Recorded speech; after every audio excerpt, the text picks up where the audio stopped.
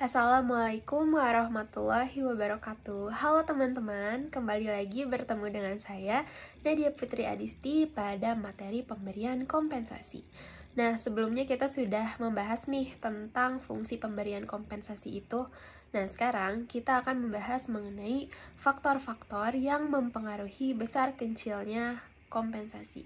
Yuk simak penjelasannya. Menurut Profesor Dr. Haji Edi Sutrisno MSI dalam bukunya yang berjudul Manajemen Sumber Daya Manusia tahun 2016 di halaman 199, beliau mengemukakan bahwa besar kecilnya kompensasi dipengaruhi oleh beberapa faktor.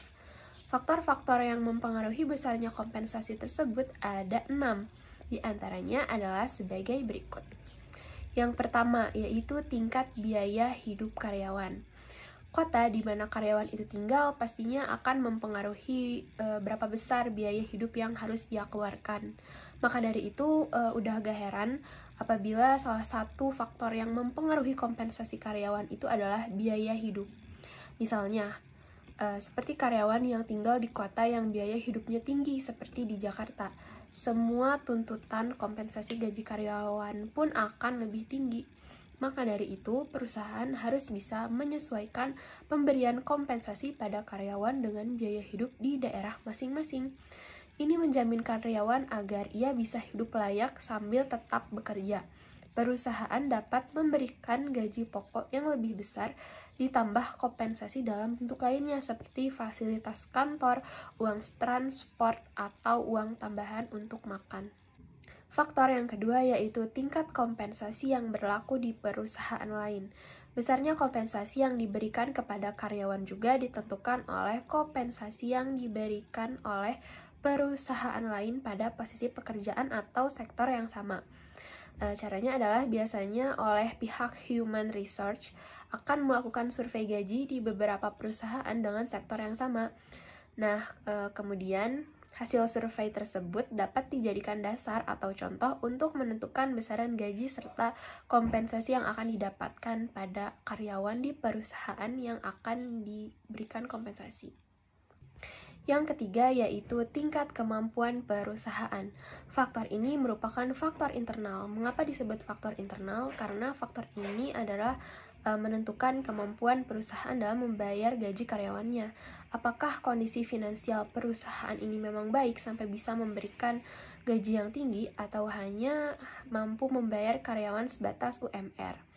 Perusahaan juga harus tetap realistis. Jangan sampai karena ingin memberikan yang terbaik untuk karyawannya, mereka sampai lupa untuk memperhitungkan pengelolaan kas atau biaya perusahaan hingga membuat perusahaan merugi. Jadi, perusahaan harus tetap bisa menyesuaikan dengan tingkat kemampuannya dalam memberikan kompensasi kepada karyawan. Yang keempat yaitu jenis pekerjaan dan besar kecilnya tanggung jawab. Jenis pekerjaan, tanggung jawab, serta pengalaman karyawan adalah sebagian dari faktor penting yang mempengaruhi besarnya kompensasi dan gaji karyawan.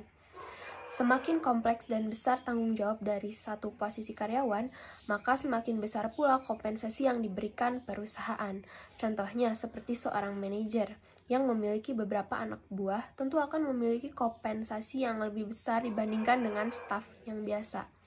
Karena manajer sudah pada level yang memiliki pengalaman yang memang lebih banyak daripada seorang staf. Tentu akan lebih adil jika ia memiliki upah yang lebih besar juga.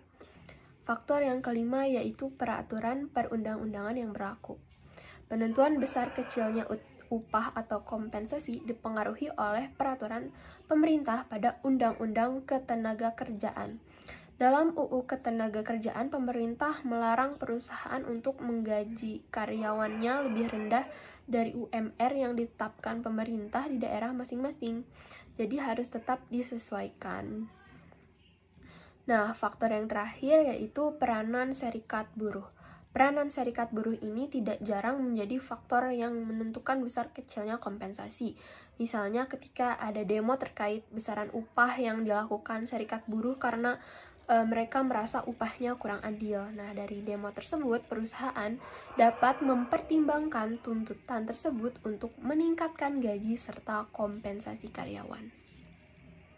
Baik, alhamdulillah penjelasan materi tentang fungsi dan faktor pemberian kompensasi telah selesai. Semoga apa yang saya sampaikan dapat dipahami oleh teman-teman semua. Jangan lupa juga untuk memperhatikan dan menyimak pembahasan tentang materi kompensasi di subbab berikutnya. Sekian dari saya, mohon maaf apabila ada salah kata. Wabillahi taufiq wal hidayah. Wassalamualaikum warahmatullahi wabarakatuh.